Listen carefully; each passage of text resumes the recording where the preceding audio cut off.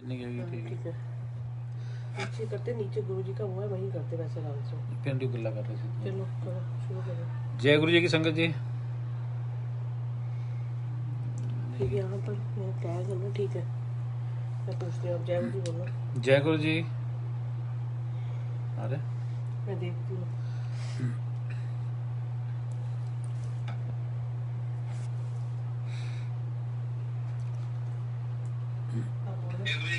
हाँ जी बाबा। जय गुरु जी की संगत जी।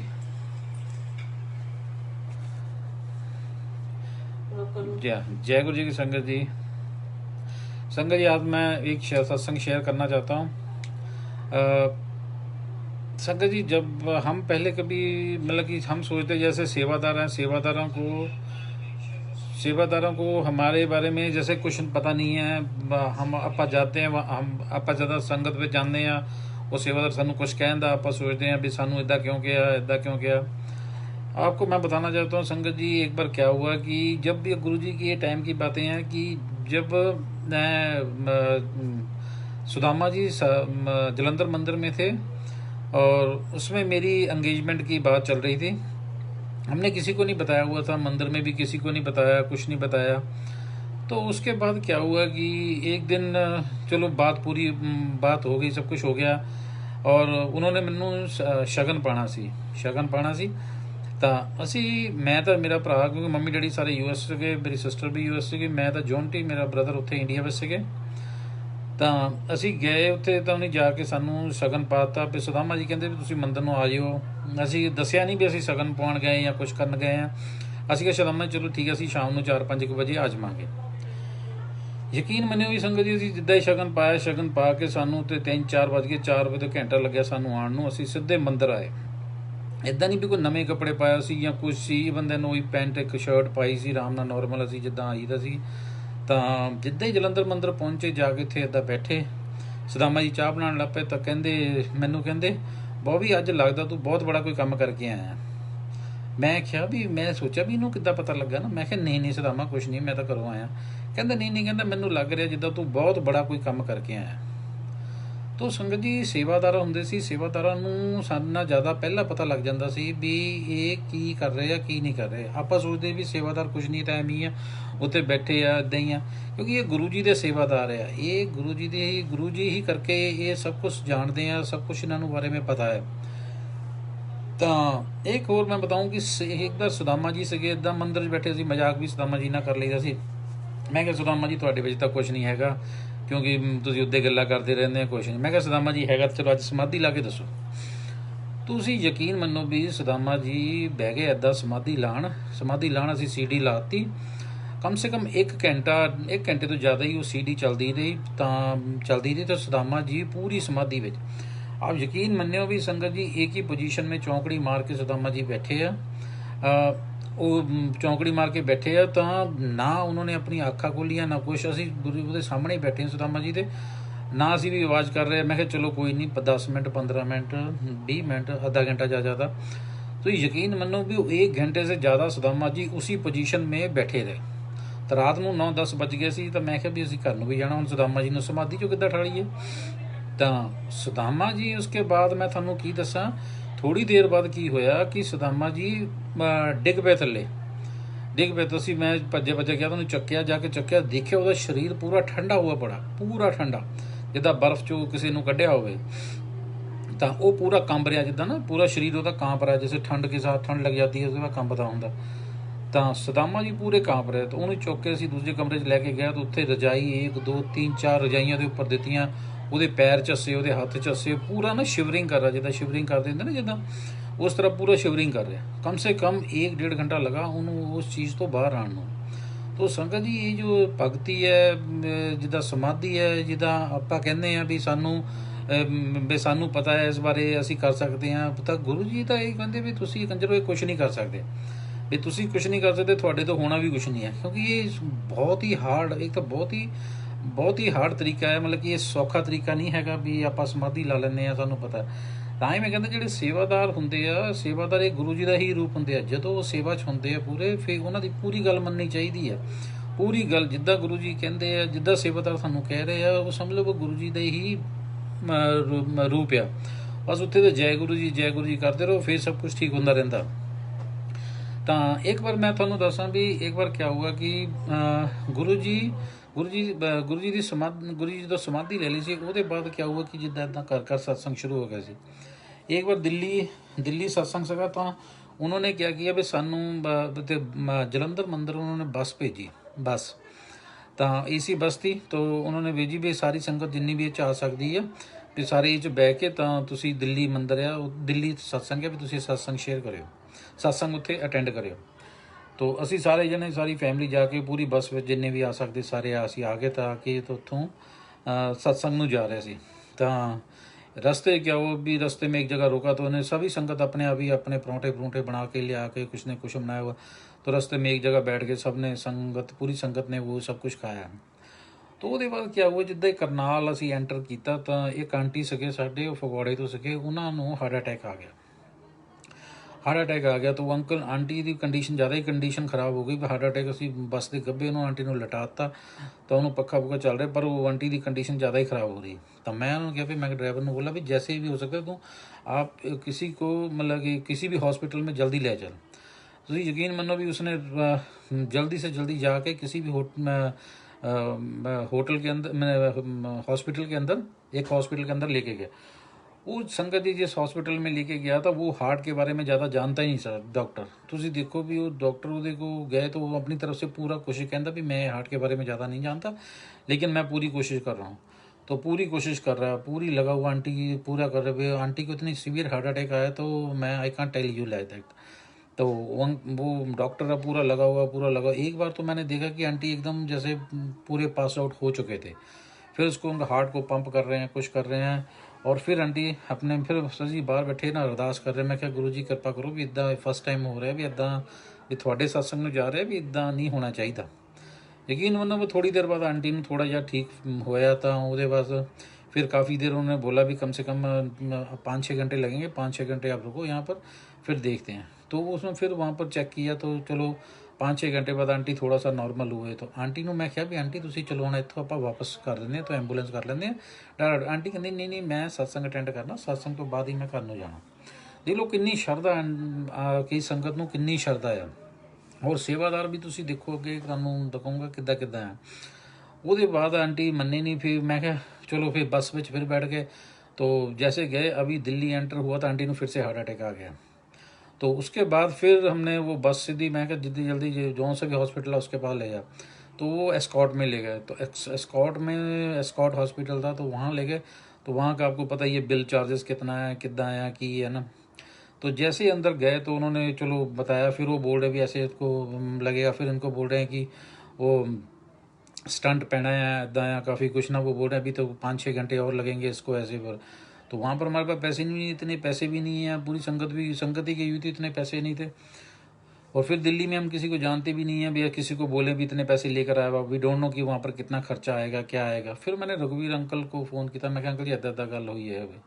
संगत देखो भी गुरु जी किदा अगे तो अगे मिलाते हैं। तो रघुवीर अंकल कहते फिक्र ना कर, तू उत्थे रुक, मैं इतों भेजदा किसी संगत में। यकीन मनो भी एक सरदार जी अंकल उन्होंने भेजे उत्थे, वो आके साडे कोल बैठे। तो वो कहते बॉबी अंकल फिक्र ना करो, मैं इत्थे हैगा, जिन्ना टाइम लगता जो भी लगता पैसे का फिक्र ना करो तुसीं। देखो भी असीं उत्थे बैठे रहे, सब कुछ किया। तो उन्होंने अंकल ने अपने आप ही बिल दिया, सब कुछ दिता जो भी है। उसके बाद देखो वहाँ से फिर फिर आंटी कहते नहीं मैं सत्संग अटेंड करना। मैं क्या आंटी तुसीं इदां करदे आं, आपां इत्थों चलदे आं, बाकी संगत चलो सत्संग अटेंड कर लूँगी, आपां चलदे आं। आंटी कहती नहीं बॉबी अंकल मैं पूरा सत्संग अटेंड। फिर आंटी मन्ने नहीं, फिर उत्थे गए तो पूरा सत्संग अटेंड किया। आंटी ने वहाँ पर पूड़ियाँ भी खाधियाँ, छोले भी खाधे। मैं क्या आंटी तुसीं ना खाओ, तुसीं कहना मान लो। पर आंटी नहीं मन रहे सके। फिर देखो संगत जी उसके बाद फिर मैं क्या आंटी तुसीं इदां करदे आं, तो एंबूलेंस कर लेंदे, एंबूलेंस डायरैक्ट तुहानूं उत्थे घर ले जाऊँगी, तुसीं रहण दो। पर आंटी नहीं मन रहे उत्थे। ਤਾਂ फिर उस तो बाद की होया, फिर कहती आंटी कहती मैं बस में जाना, बस में जिद्दां आई सी मैं उद्दां ही जाना है। बस में जा रहे हैं, रस्ते फिर सानू फिर आंटी ने एक बारी फिर हार्ट अटैक आ गया। फिर एक हॉस्पिटल ले गए, उत्थे जाके रुके। फिर उसने 2-4 घंटे लगाए। फिर मैं बस वाले के पास आप तो जाओ, तो फिर हम देखते हैं, थोड़ी देर हो गए। फिर कम से कम 2-4-5-6 घंटे रुके वहाँ पर। तो डॉक्टर ने स्टेबल तो कर दिया, लेकिन उसने बोला भी अब यहाँ से एम्बुलेंस में ही जाएंगे, तो वैसे नहीं आप जा पाओगे।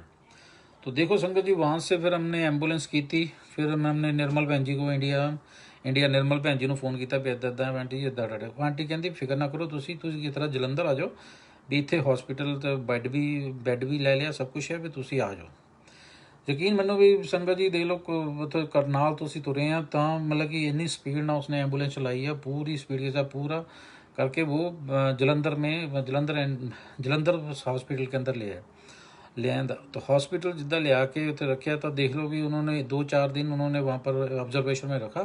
तो उस दिन वो पहले उत्थे बोर्ड से स्टंट पैना आ पैना, वो डॉक्टर कह रहा है कुछ नहीं, कहता ठीक है, कहते फिक्र ना करो कुछ नहीं है, थोड़ा बहुत ही है, कोई नहीं हो जाएगा। तो देखो भी गुरु जी की कितनी ब्लैसिंग है, संगत कहाँ से कहाँ कितों कितों गुरु जी दे नाल है, गुरु जी दे नाल है। बस एक बार बोलने की ज़रूरत है। संगत जी इसी तरह ही पूरी संगत इसी तरह अपना प्यार अपना संगत के साथ बनाई रखो। और कुछ भी है, अगर कुछ भी होता किसी भी संगत की या कुछ भी हेल्प करो, कुछ भी करो, यही गुरु जी है, यही गुरु जी कहते हैं। तो इतने एग्जाम्पल इतने सब कुछ है गुरु जी आपके, संगत जी आपके पास, मैं आपको बता नहीं सकता। ये तो महापुरुष हैं गुरु जी, हमारे महाशिव हैं। ये कुछ भी कर सकते हैं। तो साढ़े हत्थां दीयां लकीरां तक चेंज कर देंगे हैं। हत्थां दी जे हमारी किस्मत में कुछ नहीं, हम सोचते हैं हमारी किस्मत से मिला, हमारी किस्मत से कुछ नहीं मिला। ये तो गुरु जी ही हैं जो गुरु जी कुछ कर सकते हैं। और कई संगत कहती है कि हमारे घर में ऐसे है, हमारे घर में गुरु जी आ रहे, ऐसे आ रहे। तो गुरु जी की जो ब्लेसिंग होती है संगत जी, अगर आप बैठे हो, आप 2-4 अंकल बैठे हैं, आंटियां बैठी हैं, वो गुरु जी की ब्लेसिंग है। अगर फ्रेगनेंस आ रही है वो सिर्फ एक को ही आएगी। अगर हम किसी को बताएंगे भी या देखो मैंने फ्रेगनेंस आ रही है, उसको फ्रेगनेंस नहीं आएगी जब तक गुरु जी की आज्ञा ना हो। ये ध्यान रखना, कभी गुरु जी ही ब्लेसिंग करते हैं, वो सिर्फ कभी एक को ही ब्लेसिंग करते हैं, कभी किसी को ब्लेस करते हैं, कभी कुछ करते हैं। और मैं पहले ही बता चुका, जैसे हम घर में सत्संग करते हैं ये डिफरेंट चीज़ है, लेकिन जो दुगरी मंदिर, दिल्ली मंदिर और जलंधर मंदिर, ये तो गुरु जी के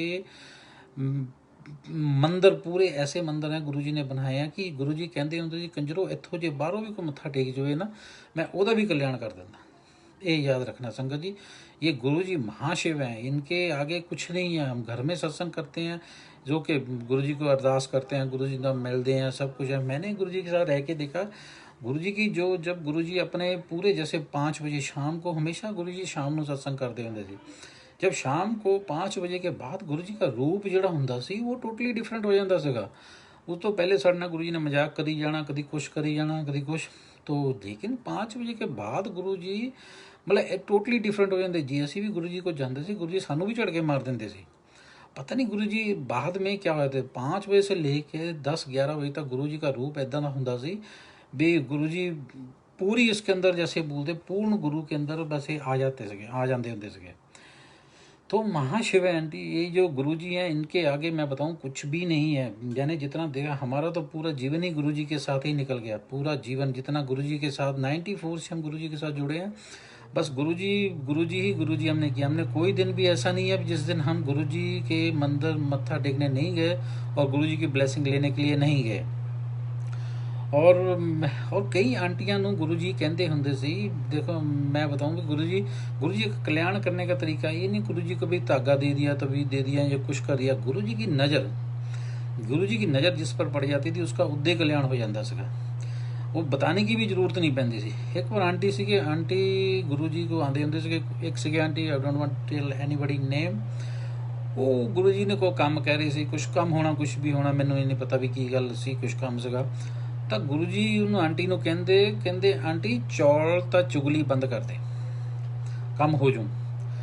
तो फिर गुरु जी ने फिर किया, आंटी ने फिर गुरु जी ने यही कहा आंटी तेनों मैं क्या तो है चौल तो चुगली बंद कर दे, कम हो जू। मैं सी भी तो मोंटी अंकल से मैं क्या मोंटी अंकल भी आंटी का काम नहीं होना मैंने लगता, क्योंकि असीं बच्चे से सानू नहीं पता सी। मैं क्या भी आंटी चौल तो बंद कर सकती पर चुगली किद्दां बंद करूगी। तो ही इज़ वैरी हार्ड। गुरु जी को आप जो आने गुरु जी की ब्लैसिंग लेने, गुरु जी की गल सुनो, गुरु जी क्या कह रहे हैं। तो ही गुरु जी कहते आप सीधे गुरु जी को आओ तो सीधे ही घर नूं जाओ। ईवन दैन रस्ते तुसीं किसी नूं मिलना नहीं, कुछ नहीं करना। ईवन दैन संगत दे विच संगत नूं नहीं मिलना हैगा। गुरु जी किसी नूं नहीं मिलण दिंदे सी। किसी बार उधर 2-4 फैमिलियां बारे सानूं पता सी, बाकी किसी का कुछ नहीं पता हुंदा सी। एक देखो गुरु जी नूं पता किद्दां लगदा सी। एक बारी गुरु जी इदा खड़े आ, गुरु जी अंदर अपने गद्दी ते बैठे आ, जलंधर मंदिर आंटी अंकल असी सारे इधर बरांडे च इदा खड़े हैं। तो गुरु जी उधरों आ रहे तो आंटी अपने हसबैंड नूं इदा हौली दिन इदा कहंदी ਚਲੇ ਫਿਰ ਚਲੇ ਤਾਂ ਗੁਰੂ ਜੀ ਨੂੰ ਪਤਾ ਨਹੀਂ, ਦੇਖੋ ਗੁਰੂ ਜੀ ਗੱਦੀ ਤੇ ਬੈਠੇ ਆ, ਗੁਰੂ ਜੀ ਨੂੰ ਕਿੱਦਾਂ ਪਤਾ ਲੱਗਾ, ਮਤਲਬ ਇੱਕ ਸਾਈਡ ਨੂੰ ਆ ਵੀ ਇੱਦਾਂ ਵੀ ਦੀਵਾਰ ਹੈ बीच में। ਗੁਰੂ ਜੀ ਦੇਖੋ ਉੱਥੋਂ ਉੱਠ ਕੇ ਆ ਕੇ ਆਂਟੀ ਕੋ ਇੱਦਾਂ ਇੱਦਾਂ ਮੋਢਾ ਜਿਹਾ ਮਾਰਦੇ, ਆਂਟੀ ਨੂੰ ਕਹਿੰਦੇ ਆਂਟੀ ਖਾਏ ਪੀਏ ਖਿਸਕੇ। ਮੇਰੇ ਤਾਂ ਹੋਸ਼ ਉੜ ਗਏ, ਮੈਂ ਪਾਸ में खड़ा था, मैं ਕਿਹਾ ਵੀ ਆਂਟੀ ਨੇ ਇੱਦਾਂ ਤਾਂ ਕਿਹਾ ਸੀ ਵੀ ਅੰਕਲ ਨੂੰ ਵੀ ਚਲੋ ਚਲੇ, ਤੋ ਗੁਰੂ ਜੀ ਕਹਿੰਦੇ ਖਾਏ ਪੀਏ ਖਿਸਕੇ। ਤੋ ਦੇਖੋ ਵੀ ਜਦੋਂ ਆਪਾਂ ਗੁਰੂ ਜੀ ਕੋ ਆਉਂਦੇ ਆ, ਗੁਰੂ ਜੀ ਕੋ ਜਿੱਦਾਂ ਆਪਾਂ ਗੁਰੂ ਜੀ ਕੋ ਆਉਂਦੇ ਆ, ਆਣਾ ਤਾਂ ਸਾਡੀ ਮਰਜ਼ੀ ਆ, ਆਪਾਂ ਆ ਜਾਂਦੇ ਆ, ਪਰ ਜਾਣਾ ਜਿਹੜਾ ਹੁੰਦਾ ਉਹ ਗੁਰੂ ਜੀ ਦੀ ਮਰਜ਼ੀ ਹੁੰਦੀ ਹੈ, ਗੁਰੂ ਜੀ ਦੀ ਬਲੈਸਿੰਗ ਹੈ। ਜਦੋਂ ਗੁਰੂ ਜੀ ਤੁਹਾਨੂੰ ਆਗਿਆ ਦਿੰਦੇ ਆ, ਸਭ ਕੁਝ ਕਰਦੇ ਸੀ, ਅਸੀਂ ਉਸ ਵੇਲੇ ਜਾ ਸਕਦੇ, ਉਸ ਤੋਂ ਪਹਿਲਾਂ नहीं जा सकते ਸੀ। ਤਾਂ गुरु जी तो महाशिव है, ये इनके आगे मैं बताऊं कुछ भी नहीं है। गुरु जी अपने हत्थां नाल अपने कुछ भी कर सकते, जिस साइड ਨੂੰ गुरु जी अपनी ਉਂਗਲੀ ਕਰਦੇ ਸੀ, फ्रैगनेंस उस तरफ ਨੂੰ चली ਜਾਂਦੀ ਸੀਗੀ, और बाहर तक गुरु जी अंदर बैठे होंगे थे, बाहर तक गुरु जी की फ्रैगनेंस आती होंगी सी। और गुरु जी कभी भी किसी को चेयर नहीं देते थे, कभी भी। आपने कोई भी सत्संग देखा, कभी गुरु जी देखो, गुरु जी ने किसी को कोई चेयर नहीं दी। इवन दैन की जो भी बीमार है, कुछ भी है, वो जितने बीमार आते सब कुछ आते सारे वो देख लो जमीन पे नीचे ही बैठते थे, वो नीचे बैठ के ही गुरु जी कल्याण कर देंगे सके। वो जितनी आप तकलीफ इत्थे आके आप सहन करते हैं, उतना ही साडा ज़्यादा कल्याण होता जाता है। तो एक बार क्या हुआ कि मैं बताऊं कि जलंधर मंदिर में क्या सी भी, किसी को भी गुरु जी ने चेयर नहीं देंदे होंदे सके, किसी को भी गुरु जी कुछ भी कोई चेयर नहीं कभी भी देंदे होंदे सी। तो एक बार क्या हुआ कि मेरे मामा जी से, देखो मैं गुरु जी ना 24 आवर रहिंदा सीगा, तो मेरे मामा जी थे, उनका कोई केस था 84 का केस था कुछ, मतलब कि वो थानेदार सीगे पुलिस विच, तो हुण तक जी आर्मी विच मतलब पुलिस विच रहिंदे, तो वो DSP होना सी ने। तो वो 84 में क्या हुआ कि जो आतंकवादी थे कुछ एक दो भाग गए, ऐदा हो गया, तो उस टाइम से उनको सस्पेंड किया हुआ था। तो देख लो भी 2002 तक वो उनका कोई केस अभी तक कोई लाइन पे भी नहीं आ रहा था, तो होना तो बहुत दूर की बात थी। फिर गुरुजी आए, तो मैंने बोला सी मामा जी तुसी आए हो गुरु जी को, उत्थे आए हो गुरु जी। तो गुरु जी आए तो देखो भी वो उनकी ना पाँव में चोट लगी थी, पैरों में उन्होंने चोट लगी हुई थी, मतलब कि वो पूरी ज़िंदगी में कभी ज़मीन पर बैठे ही नहीं थे, पूरी ज़िंदगी में कभी ज़मीन पर बैठे ही नहीं थे। और उनकी हाइट कम से कम 7 फीट हाइट थी, और इज़ वेरी हार्ड टू, अगर नीचे बैठाओ तो बहुत मुश्किल है कि बैठ सकते हैं, तो 7 फुट लंबे आदमी को नीचे बैठाना बहुत, और पाँव में चोट लगी हुई थी।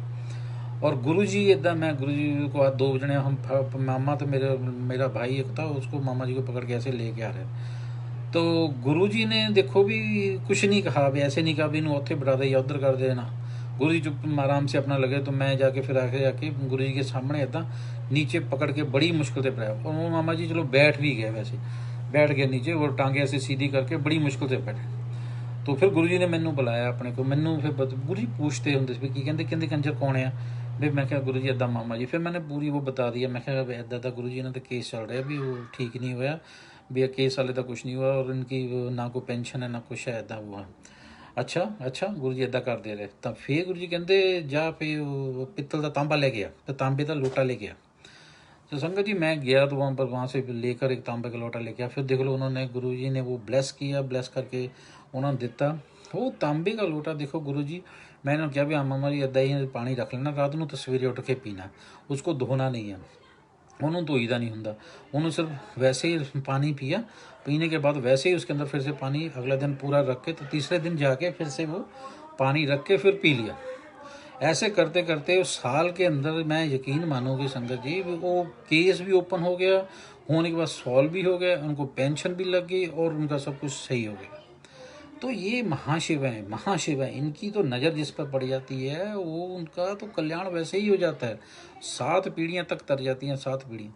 हमारी किस्मत में शायद पता नहीं US लिखा था या नहीं लिखा था, पता नहीं कैसे था, लेकिन गुरुजी सानू 98 से बोल रहे थे, 98, 96, 97 से कहते आ जाओ अमरीका वाले। मैं भी सुनता, मैं क्या गुरु जी साडा कोई अमरीका तो है नहीं, भी गुरु जी उदे कहते रहंदे आ। गुरु जी देखो भी गुरु जी नूं पता सगा।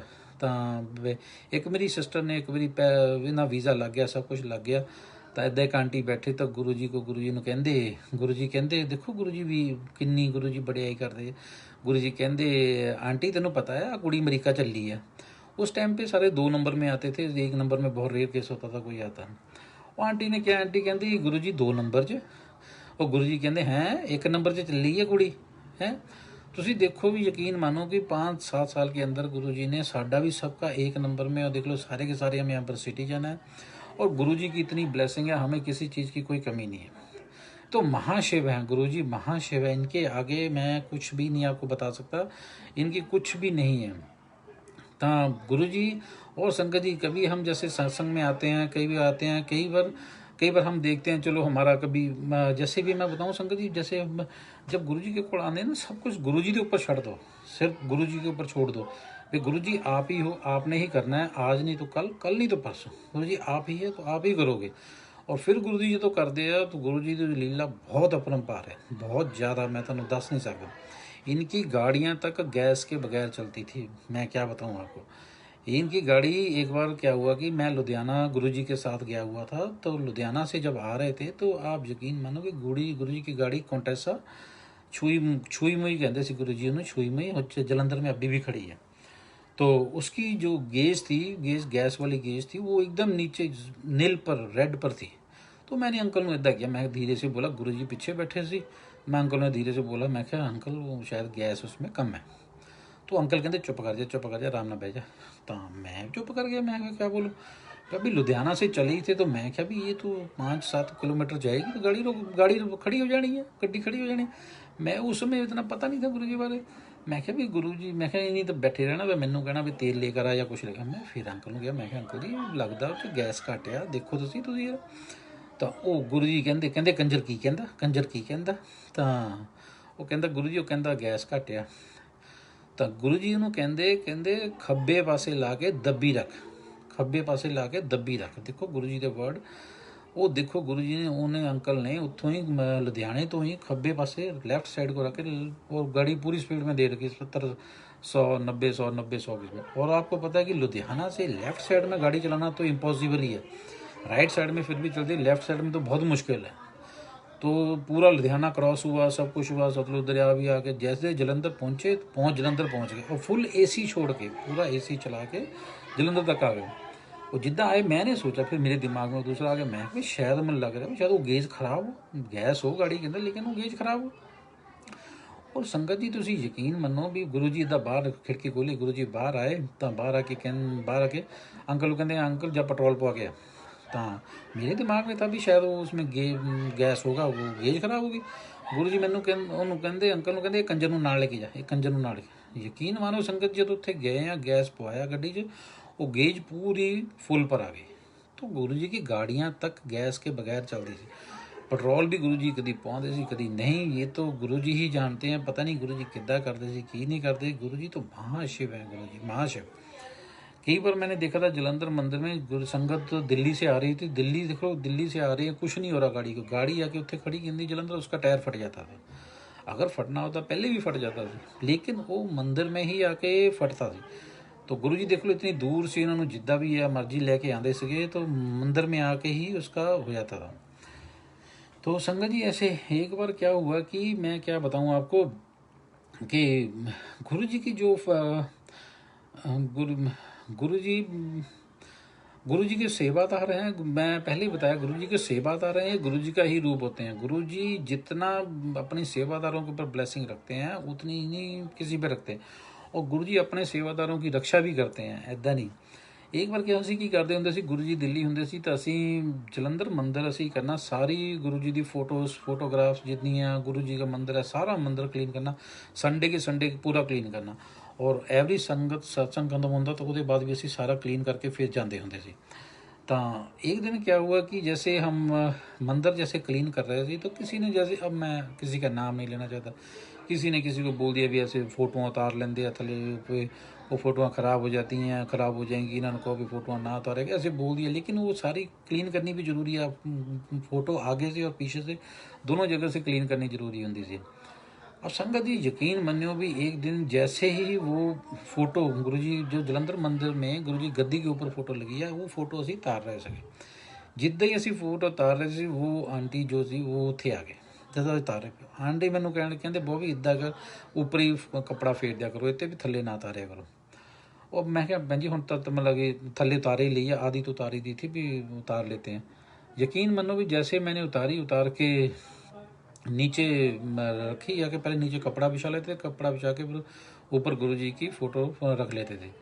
जितने संगत जी यकीन मानो हम हर संडे करते हैं, हर संडे के संडे साफ करते हैं, और सत्संग में हफ्ते के अंदर 3 दिन सत्संग होता है, तीनों दिन हम ये पूरी सफाई करते हैं, ऐसे नहीं भी एक दिन ही करते हैं। उस दिन फोटो हमने उतारी, उसके पीछे इदा सी जिद्दा काई जमी होंगी, ग्रीन ग्रीन कलर की काई। वो जैसे मैंने ऐसे उंगली लगा के ऐसे साफ़ की तो मैंने देखा कि इन्नी काई। तो फिर मैंने उन्होंने बुलाया, मैं आंटी जी इधर आयो जरा एक मिनट, आप देखो जरा पीछे। जैसे पीछे को आंटी ने उंगली लगाई, इतनी सारी मिट्टी और काई पूरी आंटी की उंगली में आ गई। तो आंटी ने उतों मत्था टेकिया, कहती मैं बॉबी अंकल मैं जा रही, जय गुरु जी। तो देखो गुरु जी किद्दां रक्षा करते आ, की करते आ भी आई डोंट नो, मैं थानू दस नहीं सकता। गुरु जी ਨੂੰ ਨਾ ਤਾਂ ਠੰਡ ਲੱਗਦੀ ਸੀ, ਨਾ ਗੁਰੂ ਜੀ ਨੂੰ ਗਰਮੀ ਲੱਗਦੀ ਸੀ। ਗੁਰੂ ਜੀ ਦਸੰਬਰ ਦੇ ਮਹੀਨੇ 'ਚ ਦੇਖ ਲਓ ਸ਼ਾਰਟਸ ਪਾਏ ਹੁੰਦੇ ਸੀ, ਉੱਪਰੋਂ ਬਨੈਣ ਪਾਈ ਹੁੰਦੀ ਸੀ, ਔਰ ਜਲੰਧਰ ਮੰਦਿਰ 'ਚ ਕੋਈ ਹੀਟਿੰਗ ਸਿਸਟਮ ਨਹੀਂ ਹੁੰਦਾ ਸੀ, ਕੋਈ ਵੀ ਹੀਟਿੰਗ ਸਿਸਟਮ ਨਹੀਂ ਹੁੰਦਾ। ਅਸੀਂ ਉੱਥੇ ਜੈਕਟਾਂ ਜਾਂ ਸਵੈਟਰ ਪਾ ਕੇ ਅੰਦਰ ਘੁੰਮੀ ਜਾਂਦਾ ਸੀ, ਪਰ ਗੁਰੂ ਜੀ ਨੂੰ ਕੋਈ ਠੰਡ ਲੱਗਦੀ ਨਹੀਂ ਸੀ। ਰਾਤ ਨੂੰ ਗੁਰੂ ਜੀ ਇੱਦਾਂ ਹੀ ਲੰਮੇ ਪੈ ਜਾਂਦੇ ਹੁੰਦੇ ਸੀਗੇ। ਫਿਰ ਗੁਰੂ ਜੀ ਦਾ ਅਸੀਂ ਮੁੱਕੀ ਮਾਰਨੀ, ਸਾਰੀ ਰਾਤ ਗੁਰੂ ਜੀ ਨੇ ਇੱਦਾਂ ਮੁੱਕੀ ਮਾਰੀ ਜਾਣੀ, ਮਤਲਬ 2 ਘੰਟੇ ਹੁੰਦੇ ਸੀ, ਸਾਰੇ 2 ਘੰਟੇ। गुरु जी पूरे मतलब कि मैं थानू की दसा एकदम पिन ड्रॉप साइलेंस, गुरु जी का मंत्र जाप चलता रहता होंदा सी। गुरु जी हमेशा कर देते ये गुरु जी का, हम पूरी रात गुरु जी का 1-2 घंटे गुरु जी का चलता ही रहता होंदा। तो गुरु जी पूरी अपने जीवन काल में 1 मिनट भी सोए नहीं है, 1 मिनट भी गुरु जी, मैं थानू दसा गुरु जी सोए नहीं है अपने जीवन काल के अंदर। तो गुरु जी तो महाशिव हैं, गुरु जी तो इस दुनिया पे सारे का कल्याण करने आए थे। स्पेशली हम सभी बहुत ही ब्लेस्ड हैं इस दुनिया के अंदर। जैसे भी गुरु जी के पास हम आए हैं, गुरु जी ने सानू इस जन्म बिच गुरु जी ने अपने दर्शन दिते हैं। गुरु जी तो महाशिव हैं, गुरु जी महाशिव हैं। और संगत जी एंड में मैं बस वही कहना चाहता हूँ कि गुरु जी हमेशा कहते जी सीधे आओ सीधे जाओ, मतलब रास्ते में कहीं रुकना नहीं है। अपनी गाड़ी के अंदर गैस भी पहले डलवा के, अगर कोई आपने गुरु जी के लिए कुछ भी लिया है, कुछ भी अगर कोई सेवा उठाई है या कुछ है, वो पहले ही लेके अपने घर रखना। उसके बाद गाड़ी में रख के नहा धोकर गाड़ी में बैठ के सीधा गुरु जी को जाना। वहाँ पर सीधा गुरु जी के पास, ना कोई लेफ़्ट ना कोई राइट, ना कोई मेरे को उधर मेरे को वो सेवादार जानता, मेरे को कोई कुछ नहीं जानता किसी को। ये सिर्फ गुरु जी ही कुछ कर सकते हैं। फिर गुरु जी को जाना, उत्थे अपनी ब्लैसिंग लैनी, किसी ना गल नहीं करनी, किसी का बात नहीं करनी, कुछ नहीं। गुरु जी कहते सी उत्थों ब्लैसिंग लैके अपने वापस आना। गुरु जी कहते सी चौल तो चुगली बंद कर दो, चौल तो गुरु जी ने सब कुछ बताया हुआ, सब कुछ। इसलिए कोई जाके किसी को ना फ़ोन करो ना कुछ करो। उस टाइम पे फ़ोन भी नहीं होंगे सी, गुरु जी का पता नहीं लगता सी गुरु जी की करते हैं। तो इस टाइम पे इसीलिए सीधे जाओ सीधे आओ। कि संगत जी जय गुरु जी की, जय गुरु जी की, जय गुरु जी।